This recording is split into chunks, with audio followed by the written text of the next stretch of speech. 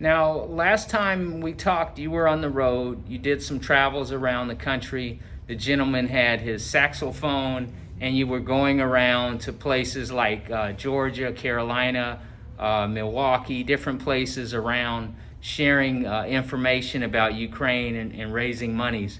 Talk about being back, what that was like for you, and you still continue to help people back home. Yes, so that was a very fun trip.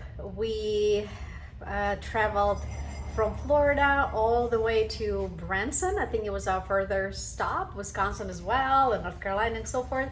So probably over 30 different stops in different cities in hopes to raise awareness about the effects of war in Ukraine and raising money to send to people in Ukraine, as well as we have been getting a lot of refugees settling in our communities in Florida, especially in Sarasota County. So trying to raise money to help them as well. The reason why the money is needed is you're probably aware that Ukrainian refugees do receive money from the government, like help, as well as health insurance, Medicaid, and food stamps, and as well as cash assistance. But the problem is that sometimes it takes a while to receive those services when you apply for them.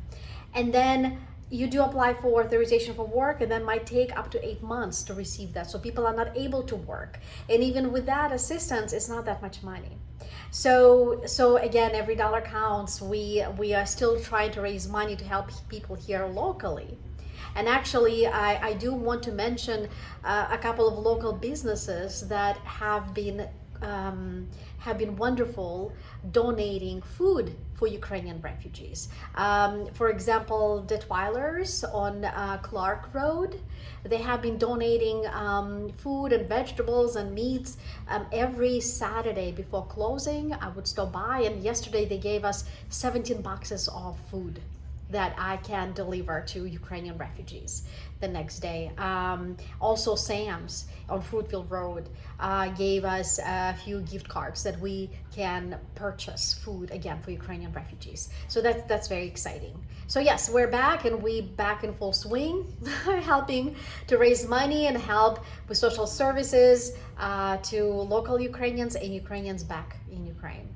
Now, you've been in the stateside for a while, and you've been here in Florida. How disturbing is it to see where Kyiv is being destroyed, and Putin and the soldiers coming in, and just the destruction that's happening back home? And then you look at food supplies, the challenges there, and it's got to be an awful thing to see that kind of deal. It is very devastating. And you feel hopeless being an ocean away. What can you do? From what I'm hearing right now, Russian military has been targeting electrical stations in Ukraine. So we have whole cities like Kyiv and whole regions without electricity.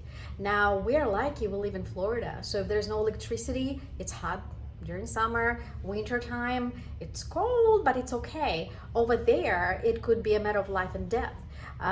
It gets very cold. You have small children. You have elderly that are left without electricity for months and months. Of course, no electricity. How would you cook food? How would you keep food even for tomorrow? So logistically, it's a horrible time. And actually, by helping Ukrainians, for example, raising money to send over there, trying to feed Ukrainians that are here, I'm actually being very selfish, because that helps me to feel like I can actually do something for Ukraine.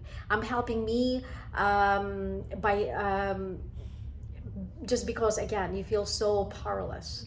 And this is little that we can do. Money is running out right now. I know Florida is in a bad situation because of the storm that just passed through us. A lot of people are needy. A lot of people lost many things. We have not seen any donations probably for the past couple months. I'm sorry, for the past couple weeks, maybe a month now.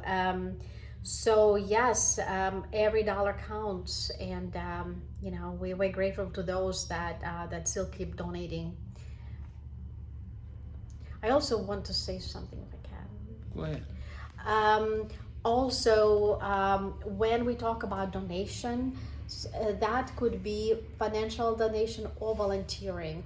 Or right now, we would love to collect warm things to send to Ukraine. Things like sleeping bags, very important, blankets, warm underwear, coats, things like these that can save a life actually back home. Christmas, the holiday, is just around the corner. And when you think about the holiday season that's just in front of us, just talk a little bit about, humanitarians and everyone back home, and again, just providing a helping hand. Christmas is coming. New Year's is coming. It's a holiday season for many of us here in the United States.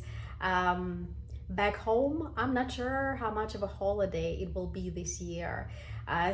Children still would want that little doll or a little car. I'm not sure how parents will go about it this year. We would love to raise funds so we'll be able to send care packages back to Ukraine. We would love to have enough money to raise, to buy little small gifts to volunteer women that are left behind, that are saving whole cities. All the nonprofit foundations that are ran right now in cities of Kiev and in Odessa and many others, mainly are run by women because men went to war.